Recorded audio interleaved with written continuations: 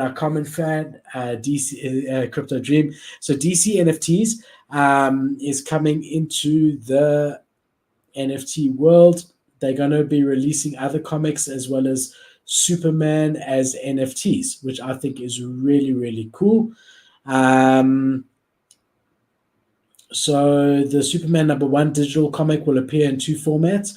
There's going to be a modern and a legacy, and each category will have corresponding levels of rarity from common to legendary. The modern version of a digital comic. The level of rarities will denote which cover the NFT comic has. In the legacy version of the digital comic, the level of rarity will correspond to the wear and tear comic, right? Yeah. So I think this is really, really cool because I've said for a long time that I do think a lot of people in the NFT space, I'm not saying everyone, but me definitely, and a lot of people that I know are collectors at heart. You know, that is what appealed to us, is the collectible nature of these NFTs. And when you mix those two together, like a DC Universe brand and people who are diehard comic collectors, with the value of digital collectibles and the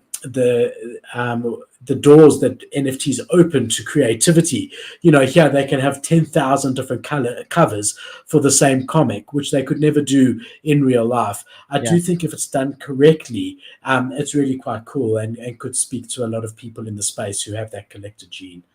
Yeah. If there's something to offer that actually has some tangible value that people actually want, then yeah, I have no problem with it. I do see, now that I look at it, you know, you see where it says, go back to the top real quick. All the way. Yeah, real quick. So it says DC Universe to release Superman and other comics as NFTs.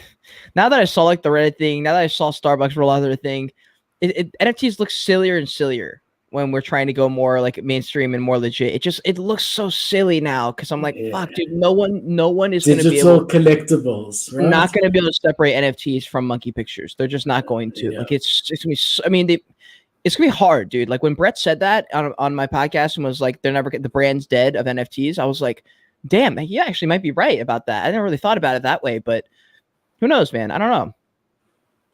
For sure. So I agree with what Brett said and what you've said. I do think that we've tainted the word NFT as a community. It's been tainted, and I do think that it does need to be rebranded. And we saw that with Reddit very clearly. They didn't mention NFT once. It was all digital avatars, and I think that that's really, we're going to see more and more people. Even the hardware wallet is on Reddit is called a vault, right? Their MetaMask is a vault, not a wallet. So they're moving away from those, and that's great, But the underlying technology is blockchain technology, and that's really long term, whatever it's called, and you'll see the same thing. Digital collectibles will get a bad rap from something, and then it's going to change to something else. It doesn't matter what it's called.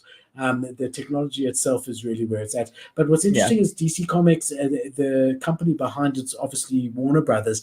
So they've had a few successful forays into Web3. The first was the partnership with Funko, which did really, really well. Second, there was DC Comics Batman Cow's NFT, which I think was released on Veve, if I'm not mistaken, or VV. I don't know how we pronounce it in the States. How do you pronounce it, Cade? I've always said VV, but I don't even know if that's right. I don't care. I don't really trade there. I don't have too much interest in it. Yeah. So, look, I mean, I think this is bullish in general. Nice for collectors in the space, and just a really nice, feel-good story. Yeah, for sure. Speaking of mass adoption,